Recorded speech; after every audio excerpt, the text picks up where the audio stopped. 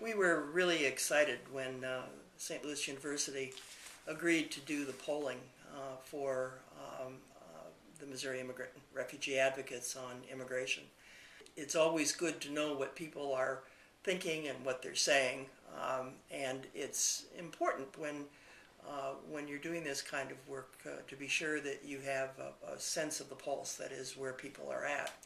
So we found the funding to help underwrite the poll, and our partners at SLU, Joel Jennings and Ness Sandoval, set about to help us create the questions that would be the right kinds of questions, the questions that would give people an opportunity to really say what they were thinking.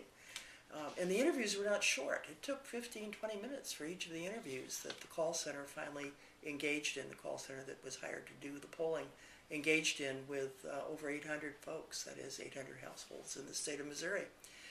So it was a really intense kind of polling situation. And the results were kind of extraordinary in my view.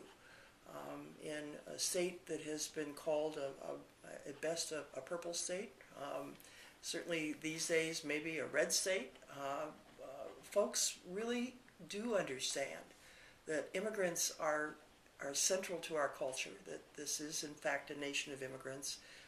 They are in fact welcoming, I think in the general sense, and that was really exciting, that a majority of people who were interviewed, no matter whether they were in St. Louis or Kansas City or mid-Missouri, knew that there was a contribution that immigrants were making, that they brought family values, that they brought a really hard, good work ethic.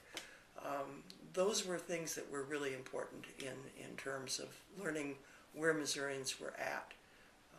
Missouri Immigrant and Refugee Advocates are part of a welcoming initiative that's funded nationally. And so we're looking to see where people are at now and